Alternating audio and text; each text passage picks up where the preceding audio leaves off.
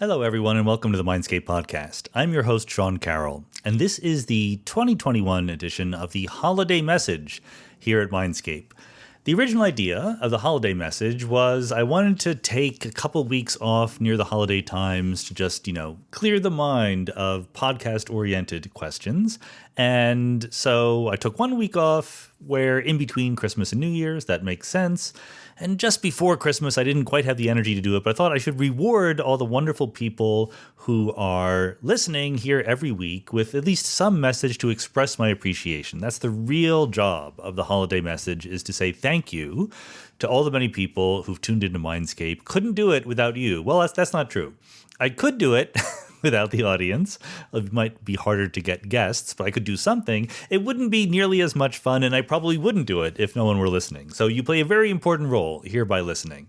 And the original idea also with the Holiday Message was to maybe do a state of the podcast address, right? To talk about what we did over the last year, the different guests we had.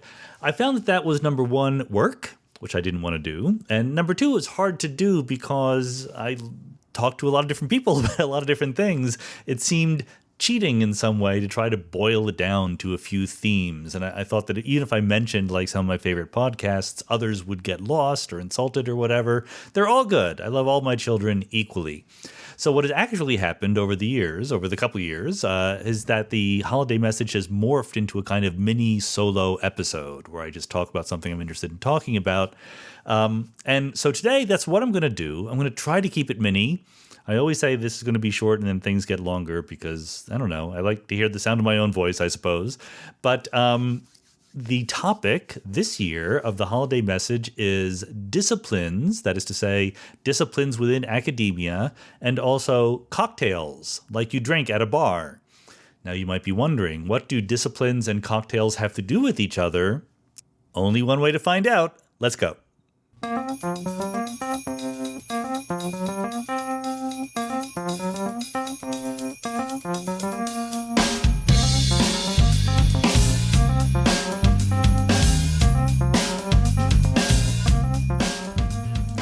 Let me give a slightly deeper version of the thought process that went into choosing the topic for this year's Holiday Message. One of the things that did come up as a theme in the episodes over the year, and also other discussions I've been having elsewhere, is the idea of agency. Agency in the sense that a person, an agent, has some power in the world, right? Some influence over the world, some causal impact on what happens in the universe around them. And this happens at a level of sort of philosophy. Where does agency come from? Do we have free will? Things like that.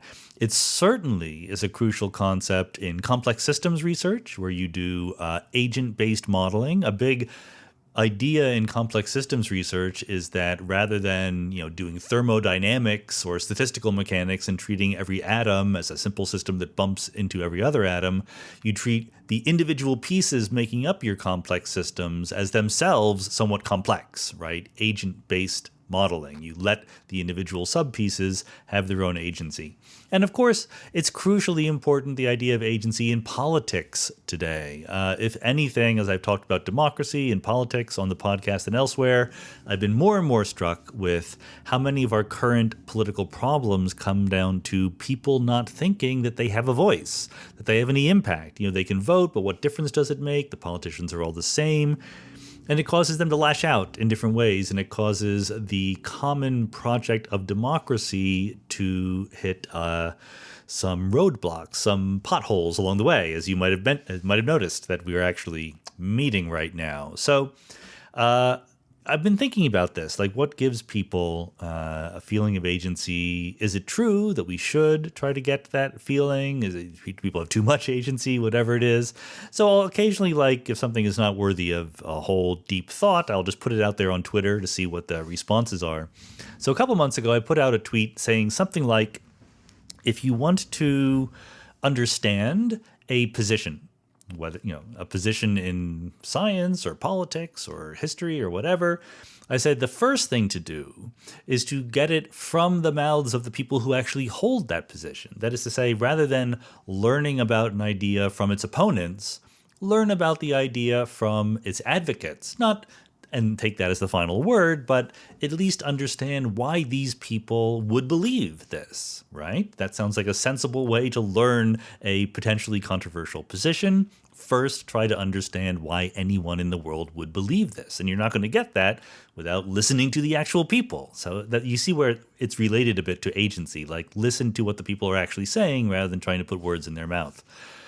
I thought this was an incredibly boring tweet that was almost, a cliche and would be ignored, but a mini eruption came in the comments to that particular tweet. People did not agree with me that you should learn ideas or come to understand them. Learn is not even the right word, but, it's not like you're learning some new bit of science necessarily, but why do people hold this idea? Listen to the people who hold it, right? That was my suggestion, and people didn't like that suggestion. Many people didn't like it. It's always hard to know on Twitter what people are actually thinking because it's a very, very tiny minority of people who are speaking, and there's all sorts of biases that come into who comments, etc. But it was clear that a lot of people basically said, well, what about the bad ideas? I don't want to learn the bad ideas from the people who actually hold those bad ideas. What about the Nazis and the racists? You're not telling me I should read what those people wrote to understand them. They're bad. And we know they're bad. We don't have to think any more about them. I don't generally go back and forth on Twitter. I don't use Twitter as a medium of discourse and conversation because it's really ill-suited for that. But if I had, I would have said yes, especially for the bad ideas, because it's the bad ideas, it's the ideas that make our skin crawl and seem a little bit horrifying to us, that it takes the most work to understand why anyone would ever hold them, right? If an idea is attractive and basically good sounding, then we can more or less work out why someone would hold that idea.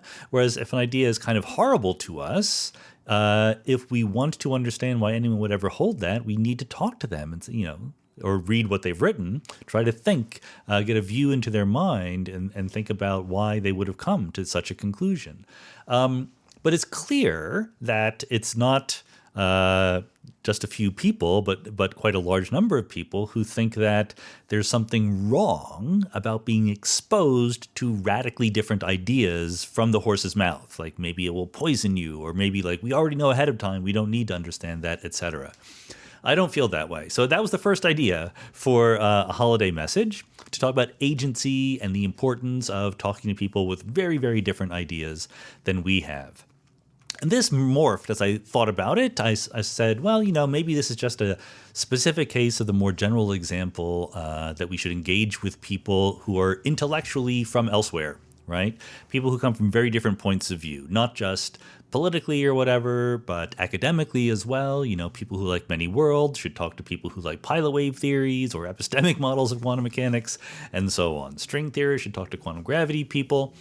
This is something I also believe. I'm a big believer in interdisciplinary engagement and cross-platform and cross-positional talk so that you can better understand why in the world these other people would have these crazy ideas. You can't figure it out for yourself. You cannot just reason your way a priori into understanding why these people have these clearly problematic ideas, right? Whether it's innocent, as in different versions of quantum mechanics, or something perhaps more darker in politics or social circles. So I started thinking about that, interdisciplinary engagement in academia. And of course, the one that I care about is the relationship between physics and philosophy, right? Those are the two areas that I actually think about at a research level myself, certainly the most, and maybe even you could say that those are the only ones that I've been successful at. And they have, guess what? A problematic relationship, physics and philosophy. I completely coincidentally, while thinking about this, came across Steven Weinberg's article, his piece, which I think first appeared in the New York Review of Books, but anyway was reprinted in Dreams of a Final Theory. He has a piece called Against Philosophy. You gotta love Weinberg, who we lost this year. He passed away, a giant of physics. But even though I disagreed with him about some things, including his views on philosophy, he at least sat down and thought about it. We don't need to name names. There's plenty of scientists out there today who will just know zero about philosophy and poo-poo it just to get some cheap laughs. Weinberg wasn't like that. He would say why he thought that philosophy was not worth taking too seriously as a physicist, but he would say it after having thought about it very carefully. Weinberg was one of the people who I recruited to come to our Moving Naturalism Forward conference, and he was willing to do it. He wanted to talk to the philosophers who were there. But at the end of the day, his position was, no, physicists should not be involved with all this philosophy stuff. And I disagree with that. So that is something that I care a lot about getting it correctly, getting it right. One way of putting my position is you can't not do philosophy. That's a double negative. But you're always doing philosophy, okay? But you can do it badly. And as soon as you hear scientists explain why philosophy is not important, you're instantly witnessing them do philosophy badly. They will make philosophical claims that have not been thought through or have been thought through hundreds of years ago, and we figured out, what to say about them, and they just don't know, okay? So it's a problematic relationship. And, there's obvious reasons why. There are differences in style as well as in substance between physics and philosophy. I mean, there's a bad caricature that some people seem to think is real that says that physics, or science more broadly, is based on data and hypotheses, and we put out ideas and we let them be knocked down by experiments, whereas philosophers just sit in their armchairs and think, and that's an outmoded way of thinking that we should have given up on 500 years ago. I'm not even going to respond to that, because that's just goofiness. That's just not knowing what is going on. Plenty of physicists mostly sit in their armchairs, including myself. Plenty of philosophers engage with data in interesting ways. But more importantly, I think that there is a stylistic difference, not just this substantive difference. Philosophers dig very deeply into individual questions. They're very, very patient. The joke that I made in my first trade book, From Eternity to Here, is that physicists are always really baffled about why philosophers can spend so much time thinking about the meanings of words. Whereas philosophers are baffled about how physicists can continually use words without knowing what they mean. And I think it's a joke because when you put it that way, both positions seem kind of reasonable, right? Like, who cares about the meanings of the words? But then again, how can you communicate if you don't agree on what those meanings are? On that side of the divide, the philosophers will be very, very patient about really nitpicking about the definitions of every word and going deeply into it. They want to get everything crystal clear, right? Like, no fuzzy bits that we'll clean up later. And for better or for worse, that means they can get hung up. You can have philosophers talking about questions that were hot topics thousands of years ago, and they still think is a hot topic now. And that can be very frustrating to the scientists, because scientists, physicists, or whoever, their strategy is to dig just deeply enough, right? I mean, obviously, physicists do have to dig deeply when they're doing their work, but not too deeply. If you're a physicist, or you've been a graduate student in physics or whatever, not only quantum mechanics, but statistical mechanics, and most especially quantum field theory. These are areas of physics that are everywhere, right? That are used all the time, every day. There's a lot of questions one can ask in these areas that don't have clear, clean answers within modern physics. And the response of physicists is just to move on, get on with their lives, say, it works, it fits the data, right? Richard Feynman won the Nobel Prize for understanding how to renormalize quantum electrodynamics, and he never thought it really worked. He thought it was kind of cheating. And I think that a lot of modern physicists, post Ken Wilson, etc., would say we understand why it worked, and that's better. But, they did fine in the 1950s with this patchwork of things that just, kind of worked, right? What more do you want?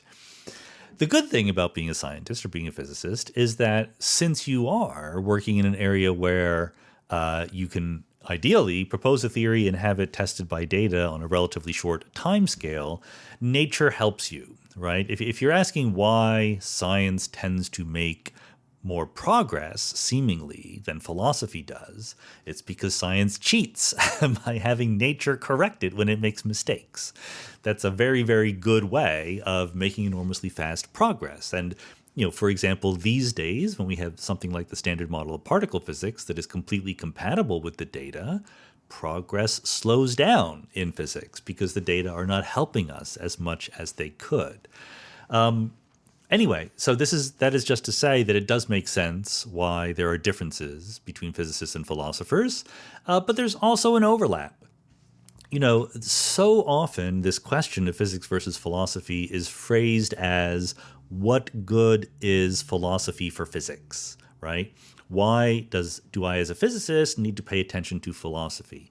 Now, that's a completely wrong way of putting it. I mean, who says that the usefulness of any other field is what it can do for your field? That's not necessarily the right way to do it.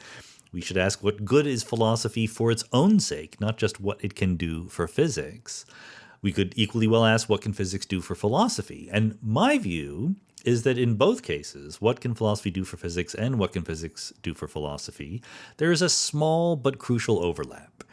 Most physics can get by perfectly well without any input whatsoever from philosophy. Most philosophy can get by perfectly well without any input whatsoever from physics.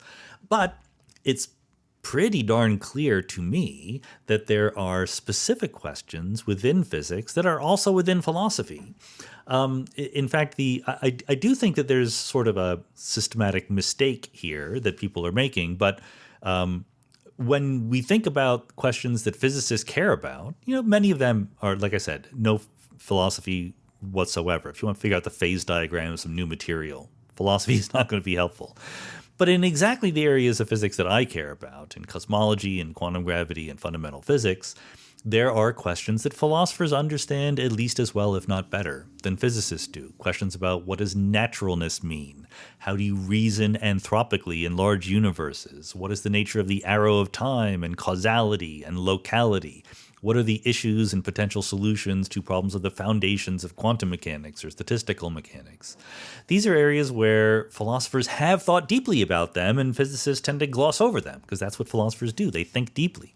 Now, they're not that great at coming up with solutions, because they're philosophers. They're not scientists, right? It's not their job to come up with solutions. The philosophers are really, really good at diagnosing the problems. They're much better than the physicists are. Physicists are good at ignoring problems when they're not absolutely necessary for them to be confronted. But philosophers know that these problems are there, and they, try to categorize what all the different possible approaches are, etc. And what would really be great is if physicists and philosophers really worked together at these intersection regions, right? And the truth is that they don't. There's a little bit of overlap. There's some good counterexamples to this wild generalization I'm pushing right here, especially in quantum mechanics. That's the one area of physics/philosophy overlap where there are really both physicists and philosophers who talk about it.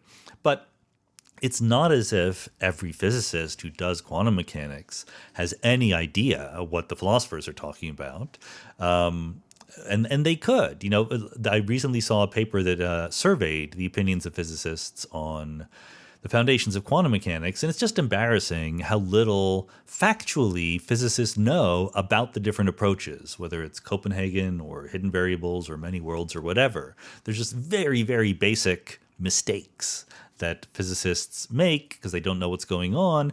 Some of them know they don't know what's going on. Like, there's a substantial number of people who say, I don't know.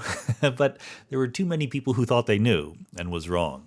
And philosophers likewise. Philosophers have their own workshops, conferences, what have you, and don't always talk to physicists. And so as a result of that, the questions that are within the domain of foundations of physics, like I mentioned, naturalness, anthropics, etc., are not necessarily the ones that philosophers are training their keen minds upon, because they don't move around as quickly as the physicists do, jumping from topic to topic. So, they'll have their favorite problems, and they'll think of them for a very long time.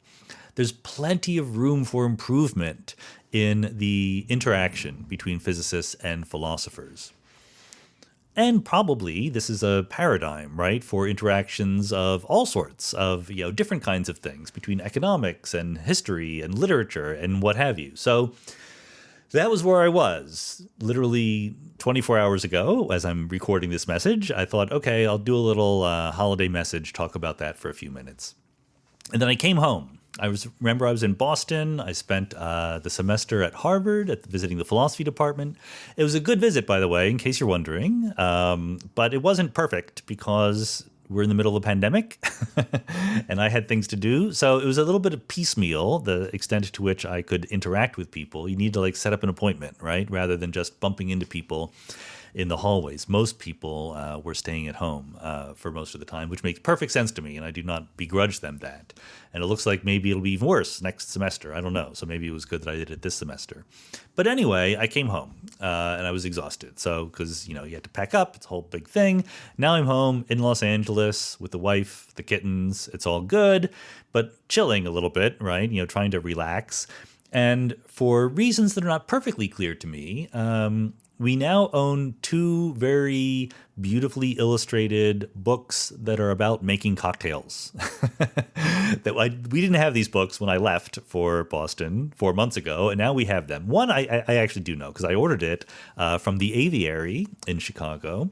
Now, I've never been to the Aviary, but it is the sort of cocktail bar spin-off of Alinea, which is my favorite restaurant in the world, which I've been to several times in Chicago. I love Alinea to death. Very inventive, top-notch modern gastronomy, and I love going there whenever I can. So the idea of a cocktail version of that is fascinating to me, and I haven't been to Chicago for obvious reasons for a little while, but I thought I could at least buy the book, see what they're doing. That was fun.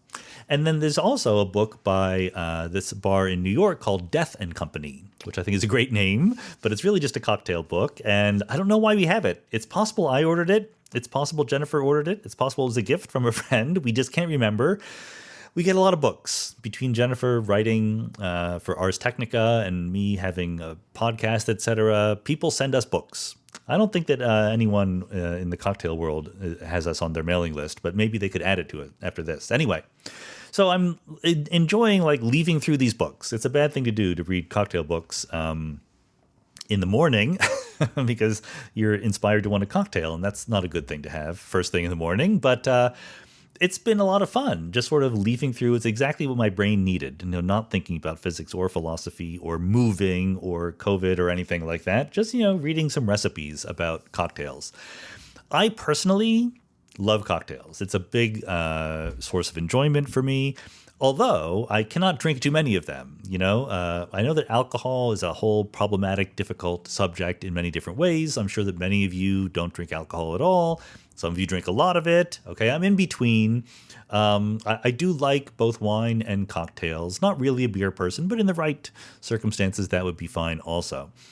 Different people, of course, react differently to drinking. And so let me just say a couple words just so it's on the table there. I'm the kind of person, and Jennifer also is, who could have a couple drinks and then that's it.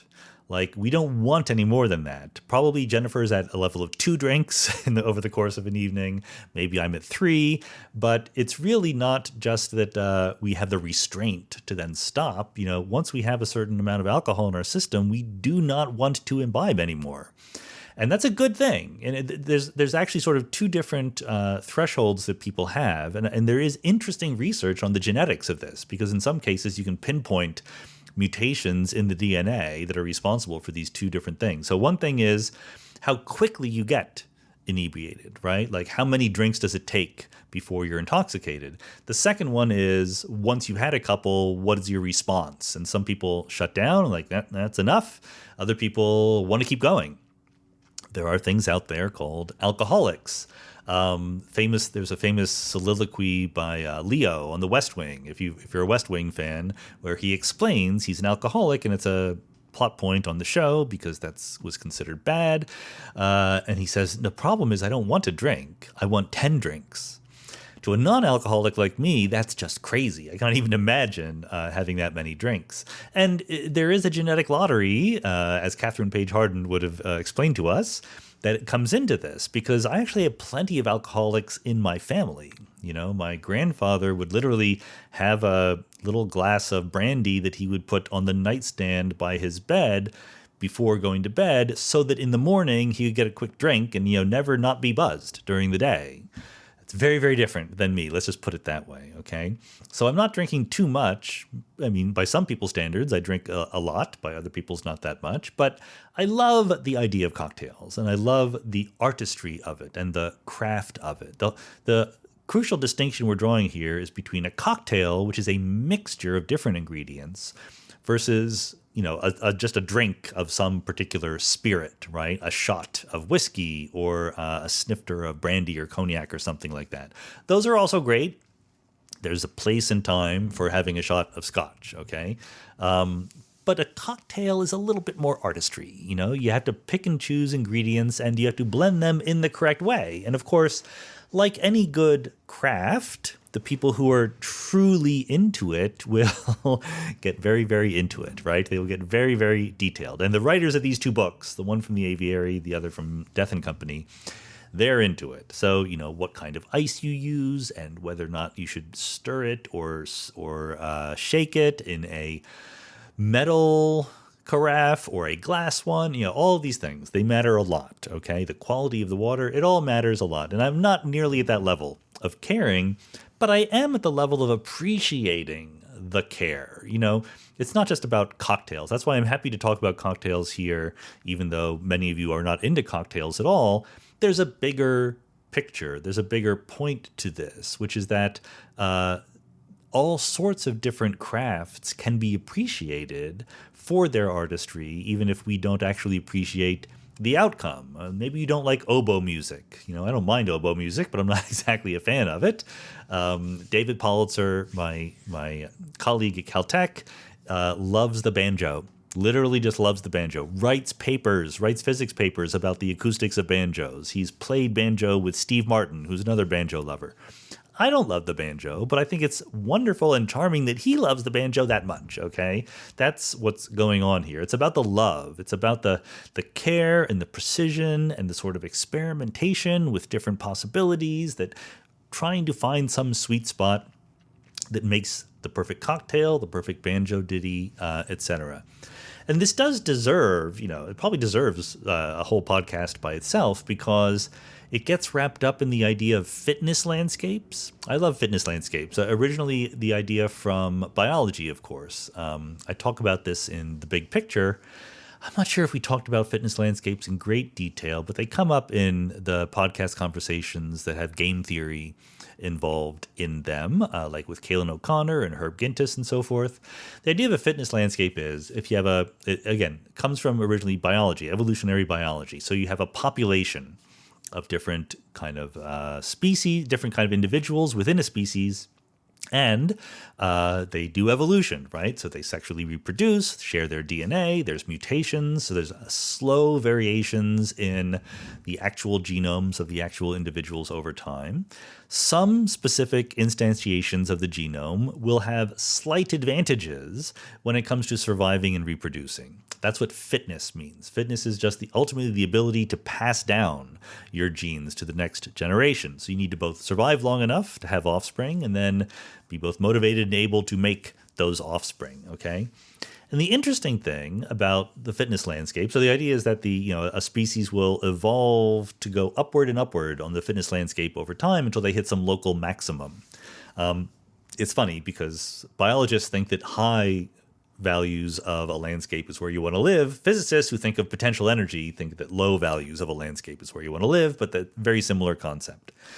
Anyway, the thing about the fitness landscape that's always fascinated me is the fact that the peaks of it can be isolated from each other. It's not a smooth monotonic function. It's not like you can take two very different species who are individually successful and find a species halfway in between that is also successful, right?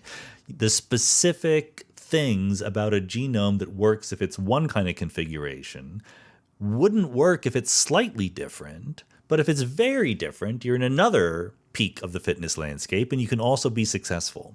Likewise, with cocktails or with novels or pieces of music or food dishes that you're making, there's a fitness landscape, right? You can easily imagine different ingredients working together and half of those ingredients with half of the ingredients from another dish being a terrible disaster. A certain kind of arrangement for a string quartet would not help at all if you added some of those ideas to a heavy metal song, okay? So the sort of jaggedness of the fitness landscape is a fascinating fact to me. I would love to know more about the general theory behind why fitness landscapes are jagged. In the context of cocktails, it's that certain ingredients work well with each other, and this is the whole point of cocktails and why they're interesting. I don't know if So a cocktail. I was going to say, I don't know if I defined it, but a cocktail is just a mixture of different ingredients, different spirits, and some other liquid ingredients, right? Juices or whatever, maybe sodas, garnishes. You can have things like that. And of course, ice. So you want to have the right ingredients balancing each other. The balance is crucially important. And so the only time I wrote about cocktails, I wrote a blog post that was complaining about the idea that is prevalent in certain circles that the best martini is the driest martini. Okay, so what does that mean for those of you who are not cocktail drinkers out there? A typical martini is mostly gin, some dry vermouth, and then maybe a garnish, maybe a dash of bitters or something like that. But mostly it's gin plus dry vermouth. There's also, of course, vodka martinis, which are vodka plus dry vermouth in the same sort of combination.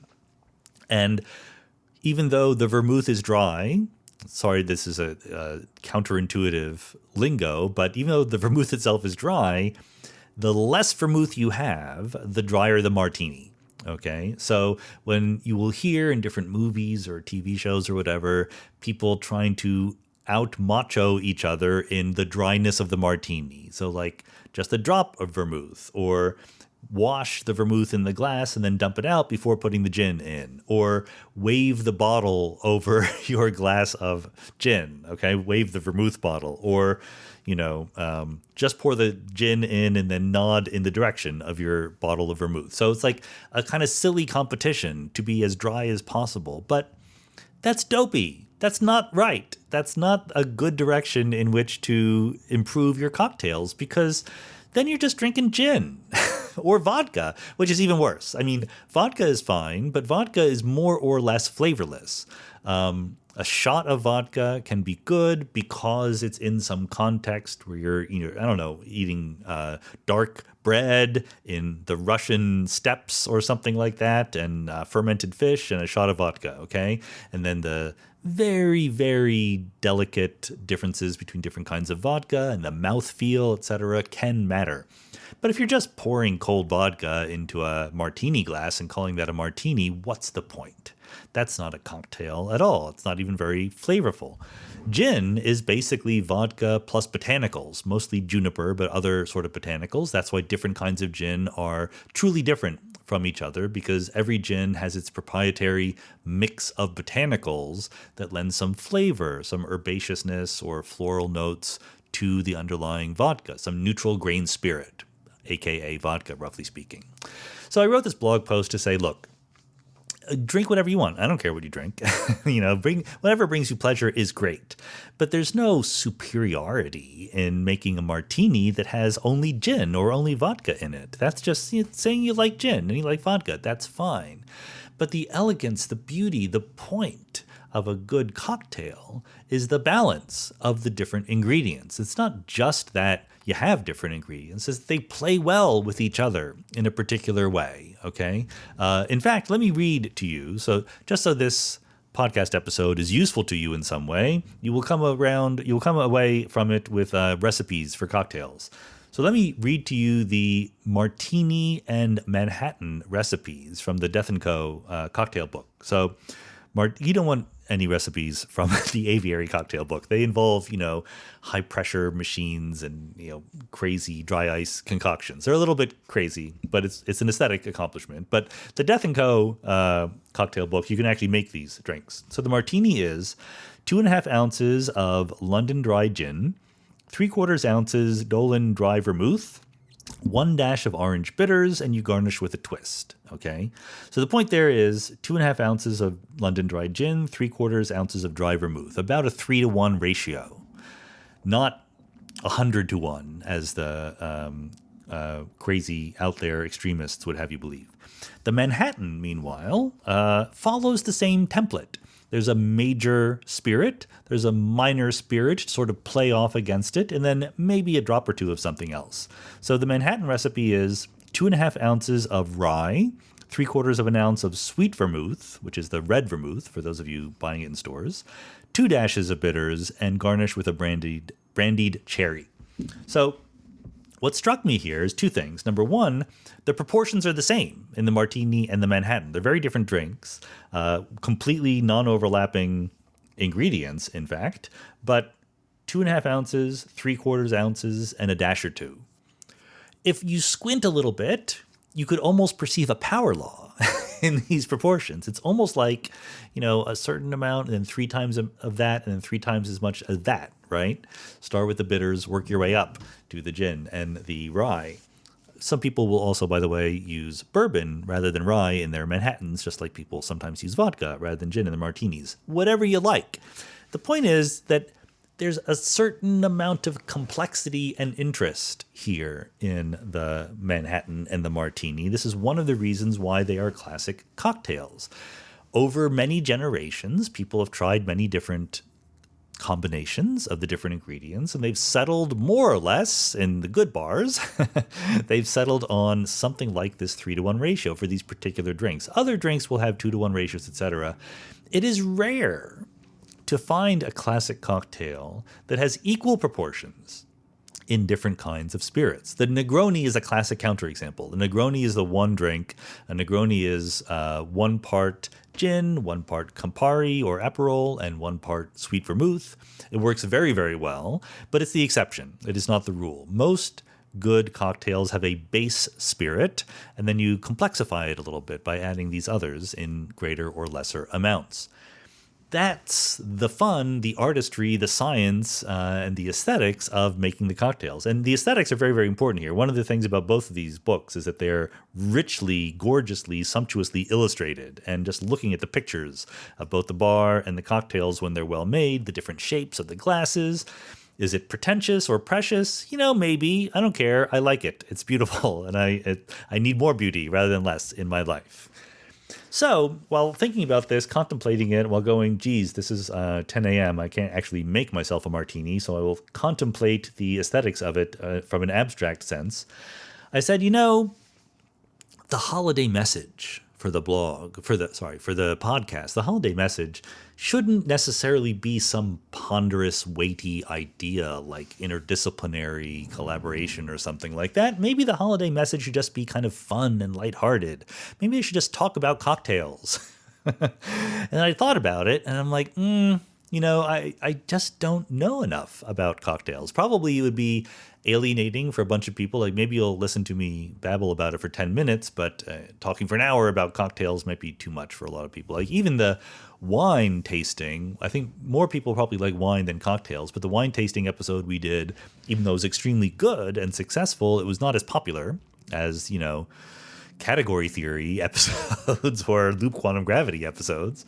So I get that, and give the people what they want. Maybe someday we'll do a mixology based episode, but I thought that I didn't know enough to talk about it in an intelligent way. Like I have my preferences, but I'm not a professional mixologist. I don't have one nearby. So I thought that, okay, maybe that would not be as attractive as the idea first appeared to be. But then I thought, and maybe this was because I had managed to intoxicate myself even without having a cocktail, I thought, maybe I can do both. Maybe I can mix up, as it were, the idea of the interdisciplinary collaborations in academia with the idea of cocktails. After all, in some sense, it's about balance and about interaction. Right? I mean, this is why you don't want to have a martini that is all gin, because gin is fine, but it's just gin. It's not interesting, and it's not boundary pushing. It's not trying to do something, right? It's not having different elements in communication with each other, talking to each other, bouncing ideas, pushing in different ways, right? That's what makes a great cocktail, when there's a little bit of sweetness, a little bit of bitter, a little bit of smoothness, a little bit of edginess there. That's what makes the most successful cocktails. As any mixologist will tell you, it's about balancing different kinds of ingredients. You don't want to mix together things that taste the same, right? Having said that, there are some very provocative recipes in the Death & Co. cocktail book that mix mezcal with tequila, which are often thought of as two different versions of each other, but are subtly different. And they have also different cocktails mixing different kinds of rum together. So anyway, every rule has its exception. But the point being, there is some family resemblance, maybe, arguably, between the idea of disciplines in academia talking to each other and the different ingredients in a cocktail talking to each other. Maybe physics needs philosophy like gin needs vermouth to make a good cocktail, not because you want to be mostly vermouth or all vermouth, but it adds that little twist that really makes it special, something not just run-of-the-mill. And I think that's, that not becoming run-of-the-mill, I think that's the important thing here when we going back to the idea of disciplines in physics and philosophy. So forget about physics and philosophy particularly. Think about disciplines within academia more broadly. The real issue about disciplines is that they become too inwardly focused. Herb Gintis, on the podcast with him, he made this point very, very loudly and very effectively. It's part of what makes academia successful, what the modern university system successful, but it also holds it back in certain ways, okay? If you think about a department at a university, whether it's physics or economics or sociology or whatever, how do they work? How do these departments work? And for various reasons, historical reasons, and mostly for good reasons, departments are governed by their own faculty. The administration of a university plays an important role, but a lot of times that role is, fundraising, recruiting new students and things like that. Usually the provosts and deans and presidents will have some say over how much a new department can hire, but to a very large extent, who they actually hire is in the hands of the existing faculty members in the department. Caltech's president literally told me, I'm the president, I know perfectly well not to tell the faculty who to hire, not to tell the departments who to hire. And that's because, it's for many reasons. Part of it is academic freedom, right? You don't want to be governed from the top. The reason why the modern intellectual academic project is successful is because it bubbles up from the bottom. And you want to be able to judge for yourself as a department, what are the areas you need to grow in? What are the good areas? What are the areas that are a waste of time or a fad or whatever? You think you know that better than the president or the dean or the provost does. And for the most part, universities say, okay, that's right. We'll tell you how many slots you get. You can, roughly speaking, decide how to fill them. So that works to some extent. It works really, really well at that focusing in on the different discipline. A physics department will be pretty darn good at hiring new physicists. Biology department will be pretty good at hiring new biologists, etc. Where it fails is when the physics department wants to hire a biophysicist. Or, even worse, when neither the physics department nor the biology department wants to hire a biophysicist because they want to both hire their own people, right? So it's as if you had a bar where there's a set of bartenders who only serve scotch, and another set of bartenders who only serve gin, and another set who only serve tequila, etc. Those bartenders who only serve scotch would get really good at choosing scotch. And it's actually not a perfect analogy here because the disciplines are really good at answering the questions that they choose to focus on. I don't know what your opinion is, but in my opinion, modern academic university research is really good at the research it chooses to be really good at doing. And likewise, in the bar, if you only served cognac, you get really good at serving cognac, etc. But you're missing out on a whole set of more complex interactions and experiences. The cocktails, the mixtures of different voices talking to each other in different timbres and different volumes.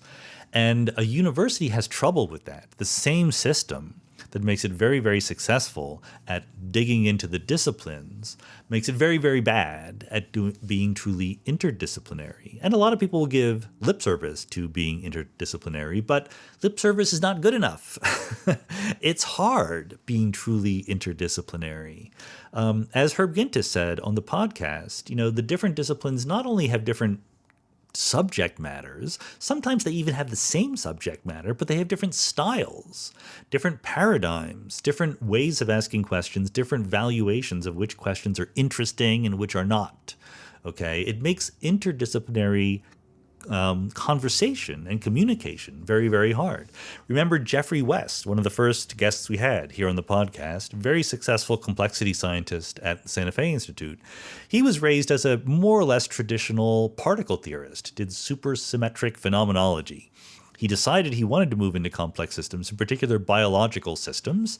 He got interested in these allometric scaling laws. Why is it that the metabolic rate and the weight of different kinds of animals, different kinds of individuals, scales with each other in certain ways, especially quarter power laws? Why is that true, was the question. So he said, all right, you got to talk to some biologists, I guess. But the point is, it took time. He tells the story of, for weeks and months, they would just get together and talk, the biologists and the physicists. They weren't giving each other instructions. They didn't even decide ahead of time, here is the result we want to get, or here's the problem we're going to be working on. It's just, let's listen to each other. Let's hear what each other thinks are the interesting problems. Let's get to know the common knowledge we have inside our discipline that is not common outside. What are the assumptions we make? What are the things that we think are important and not important? You can only learn that by talking to people, going back to the original point of the tweet that I made back then. And you have to decide ahead of time that that's going to be a profitable thing to do. And it's just so easy to not decide that. Like when you get your PhD, typically you've been very, very well trained in your very, very narrow specialty. And it's work to be trained in that specialty. It took you years, right? And now you're good enough, once you've been trained with the PhD, you're good enough in that specialty to write papers in that specialty and get a job and do research. To now, at this late stage, learn another discipline, it's going to be just as much work. And you don't have to do it because you can just do the work you're already doing. And this is why most people, most professors, despite the fact that they're smart people, best of intentions, good-natured, always originally driven by some kind of intellectual curiosity, why most professors kind of do small variations on the thing they started doing when they first entered academia. It's the path of least resistance, and it's successful. You do learn things. You do dig deeply into particular ways of knowing, as it were. But I would argue that there's a downside to this. And one of the downsides is precisely because not just the substance of what you know is different from discipline to discipline, but your normative orientations, that is to say, how you judge different things, is different. Like I said, the problems you think are interesting, the methodologies you think are legitimate, just the vocabulary you use from discipline to discipline can be very, very different. And what this means is that you can be, by nature, intellectually curious and smart. And by the fact that you have been trained and honed within your discipline, you can become dismissive of other disciplines because they don't sound like yours. You've been trained that a certain kind of thing is right and good and virtuous, and those people are talking about something else. And it becomes very, very easy to just dismiss them rather than to listen, to dig in, to understand what they're saying. You just say, I want scotch. They're trying to give me tequila. I'm not going to listen to those people. They're a waste of time. It's remarkable how much of academic discourse or academic thinking, let's put it that way, is arguably anti-intellectual. It's pro their own little kind of intellectual endeavor, but you become poisoned against the broader intellectual process because you're so specialized in your own little area. And I would argue that almost every discipline, almost every area has something of value in it, whether it's string theory, deconstruction, Austrian economics, whatever area of specialization you have in academia. For the most part, there's something worthwhile in there. Even if there are other things that are not worthwhile, even if you think that the people in those areas are largely off the beaten track, not doing useful work, there's a whole bunch of smart people who have, of their own free will, decided that this is the area they want to dig into. And they're not evil. They're not motivated by greed or whatever. Being a professor, even the best paid professors could be paid more doing other things, right? Likewise for fame and fortune. They got into this because they think it's interesting and it teaches them something about the world. And so it goes back to the idea that we should listen to people's own reasons for believing whatever it is they believe. We should take seriously the idea that every discipline has something of value, and we can't really judge it until we give it a chance to work its way into our hearts and our brains so that we understand why anyone would ever think that has value.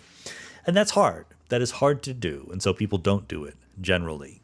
It's much easier to just make fun of disciplines that you're not in, whatever those disciplines may be. I've certainly heard philosophers make fun of physics, let's put it that way. And again, the whole setup, the whole scheme generally works pretty well. Progress is made in the individual directions in which people are moving. The problem, the failure mode, is when a discipline becomes insufficiently self-critical or insufficiently engaged with external reality, when it becomes too inward-looking, when it starts judging its own successes on criteria that only it understands, right? And this can happen, and I'm not going to pick out any particular disciplines. Different people will have different ideas about this, but I want to pick out the general phenomenon. If you don't engage with very, very different points of view, you can get stale. You can pick up a certain set of things that you valorize as successes, and people within your field are very good at those things, and it becomes harder for you to say, yes, but are those the values that we should care about the most, right? And it's understandable. Again, I'm not trying to say bad things about people. It's understandable why you would think this, because if you're an expert in some area, it's really hard to trust the opinions of non-experts about your area. And I'm not talking now about, epidemiology or virology or other hot topics. I'm talking thinking about quantum mechanics, right? Someone says, oh, there's a measurement problem in quantum mechanics, and you're an expert in quantum mechanics and they're not. Are you going to listen to them? Economics, right? You're a macro economist and someone says, all macroeconomics is built on a flimsy chain of reasoning or whatever. Why would you ever care what they think? It's very, very hard to take seriously criticisms from people who are not inside the discipline. And I think that this philosophy that I'm trying to promulgate here, this extends to bigger pictures. I'm in academia, so I feel it in that context. But clearly, as I started saying, this extends to political and social issues. The idea of listening to each other, it can be hard. People don't want to do it. Why should I listen to the wrong people? That doesn't sound like a good idea. But let me point out that it's kind of crucial to the success of the democratic project, right? Part of the idea of democracy is that no one has the right answers, fundamentally. Like if there was a particular identifiable subgroup of people who had all the right answers, then just put them in charge. That's what Plato wanted to do, right, with the philosopher kings. Democracy comes from a different angle. Democracy says, different people have different interests, different things they want to be the case. Maybe they have different expertise and different knowledge bases. Remember the podcast interview I did with Henry Farrell, where he talked about democracy as a problem-solving mechanism. And it goes back to the fitness landscape idea. Problems can be hard to solve, and very often it is good when you're trying to solve problems to have a diversity of approaches tackling the problem. If there's a localized peak in the fitness landscape and you have a problem-solving technique that never points you in the direction of that localized peak, you're less likely to succeed than a group of people who are being more ecumenical. So I think that there is not just something to be done academically, increasing our generation of knowledge within the intellectual machinery that we have in our society by having more interdisciplinary work. I think it's also a model for our conversations more generally. It's not, you can always be too extreme about this. As I like to say on the podcast, or when I talk about people I invite on the podcast, I want to invite diverse people. I want to invite people not only whom I agree with, but I don't want to invite people who are a waste of time. I want to invite people who, even if I disagree with them, I think that it's worth listening to them. And my personal judgment about what is worth listening to might not be yours. Yeah, that's why there's more than one podcast out there. But I do think that the general philosophy of listening to different kinds of points of view opens you up to insights and solutions to problems that you wouldn't otherwise have. Just like opening yourself up to mixing different spirits together leads to the possibility of a better cocktail. Look, I know just as well as you do, this is not the world's best analogy, okay? But it's the holiday message. It's supposed to be fun. It's supposed to be lighthearted. And I wanted to have something substantive in there and also be lighthearted. So that serve the purpose a little bit. Think of the discussion of being interdisciplinary within academia as the base spirit, as the gin in the martini or the rye in the Manhattan, and think about the talking about cocktails, etc., as the complementary spirit. I don't know if there's a word for that. There probably is. Like I said, I'm not an expert in mixology, so there probably is a specific technical word for whatever that secondary spirit is that adds some extra color, extra nuance to the whole concoction as a whole. Besides, cocktails are fun, and talking to people is hard. Talking to people you disagree with. Sometimes it's not worth talking to them. You never know. Some people are the Fernet Branca of opinions. Other people get along a lot of times, but it's worth the effort, As much as Steven Weinberg was a brilliant guy, I do wish that he appreciated a little bit more that for certain questions within physics, there's something to be gleaned from the points of view that philosophers have to offer. And likewise, for certain questions in philosophy, there's something to be gleaned from what physicists have to offer. There's something to be gleaned between biologists and economists and linguists and the whole bit, computer scientists. It's hard to do. And I think that as a system, we don't create mechanisms by which it can happen. We have a system that is really, really good at the disciplines, not so focused on letting interdisciplinary work go. That's not a cocktail bar that I want to go to. I want one that has fun combinations of different things that surprise me and lead me to places that I've never been before. Maybe that's what I'll do right now. Who knows? Anyway, as the point of the holiday message, thank you so much for listening to the Mindscape podcast. This has been going on, it's been a more regular thing than I thought when I started, 2.5 years ago, Mindscape. I thought, I said, we'll start trying to do it once a week, but I probably won't succeed in doing that. And here we are. We're succeeding. I have a whole bunch of podcasts in the can that are really, really good. Pretty diverse, actually. Always trying to become a better podcaster, better questions, better guests, and things like that. Better audio quality. I know the audio quality comes and goes. I do care about it. I do try to make it good, but there's a fundamental constraint that if I do a remote podcast, then I don't control the room that the other person is in. Even if I get them a microphone, if they're in an echoey room, it can be very, very hard to get good audio quality. Just letting you know that I feel your pain when the audio quality is not up to snuff. I do try to make it good. And it's been great for me. It's work. It's a certain amount of effort, especially when I have to understand the point of view of someone talking about some esoteric topic. But that's the biggest single reason I do it, so that I can be exposed to these different ideas.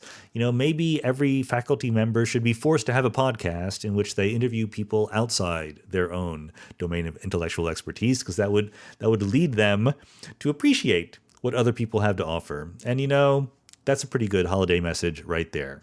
Thanks for listening. Here's hoping your 2022 is challenging and rewarding in the best possible ways.